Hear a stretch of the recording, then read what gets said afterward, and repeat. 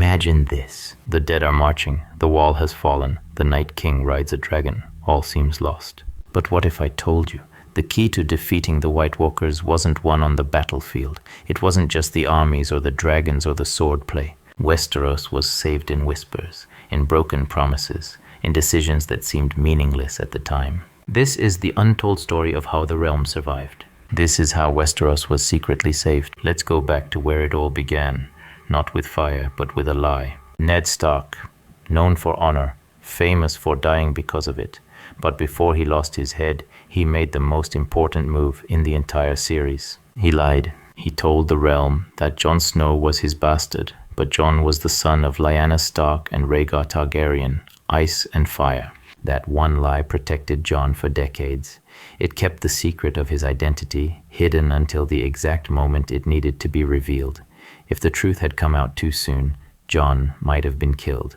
Daenerys might have seen him as a rival. The alliance that would one day fight the Night King might never have happened. So, Ned Stark, by protecting his sister's son, preserved the future of Westeros and never lived to see it. Now let's talk about Samwell Tarly, soft-spoken, scared, not much of a warrior, but one of the realm's greatest heroes. Sam was the first living man in centuries to kill a White Walker, using dragonglass. But that wasn't his only contribution. In the Citadel, surrounded by old men stuck in the past, Sam found answers in dusty books, truths that no one else cared to look for. He discovered that dragonglass could defeat the dead.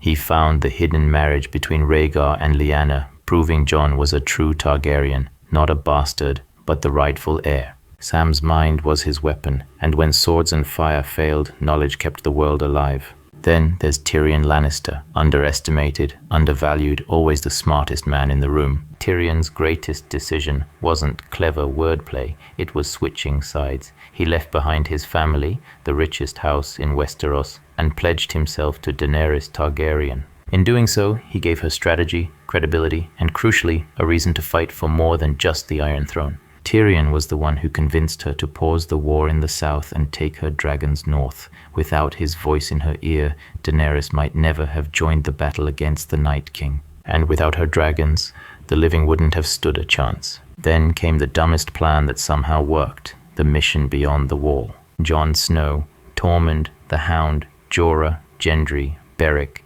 they all ventured into the frozen north to kidnap a White, just to convince Cersei that the threat was real. It was reckless, it was disastrous, they lost a dragon, but it changed everything.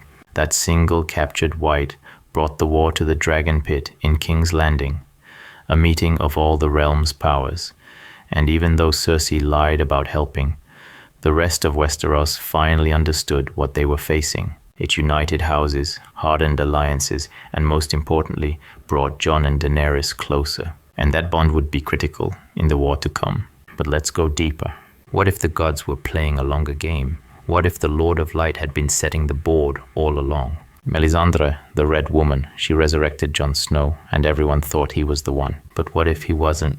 What if all those miraculous comebacks were part of something bigger? Beric Dondarrion died 7 times. Each time, he was brought back by Thoros of Myr, not for glory, not for revenge, but for one final act, to save Arya Stark. In the crypts of Winterfell, Beric sacrificed himself to hold off the Whites, giving Arya time to escape. And when she ran into Melisandre in the halls, everything clicked. Brown eyes, green eyes, blue eyes, eyes you'll shut forever. What do we say to the god of death? Not today. It was all leading to her. Every resurrection, Jon's, Beric's, wasn't about them. It was about clearing the path for Arya Stark to do the one thing no one else could do. Kill the Night King. And she did.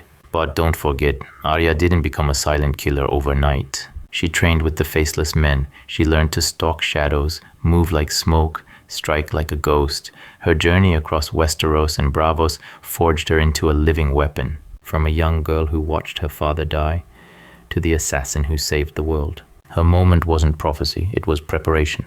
While everyone debated who the prince that was promised would be, Arya simply became the blade that fate needed. But she didn't get there alone. Sir Davos Seaworth, the Onion Knight, a man with no magic, no title, no armies. But when Melisandre returned to Winterfell before the battle, he didn't stop her. He didn't trust her, and for good reason. She burned his friend alive. But he let her pass.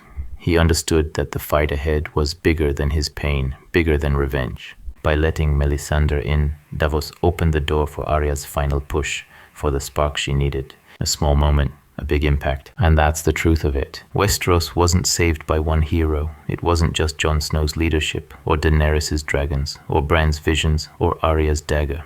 It was a chain reaction of choices. Ned's lie, Sam's reading, Tyrion's loyalty, Jon's resurrection, Melisandre's faith, Beric's sacrifice, Arya's training. Each thread small on its own, but together, they wove a net strong enough to catch the Night King himself. This is why Game of Thrones mattered, because it showed us that fate isn't always loud. It whispers, it hides inside characters, in risky decisions, in mistakes that somehow lead to redemption. Next time you rewatch the show and look again, not at the battles, but at the moments between them, because that's where Westeros was truly saved. If you enjoyed this deep dive, hit that like button, subscribe for more Game of Thrones breakdowns, and drop a comment below. What moment do you think secretly changed the fate of the realm?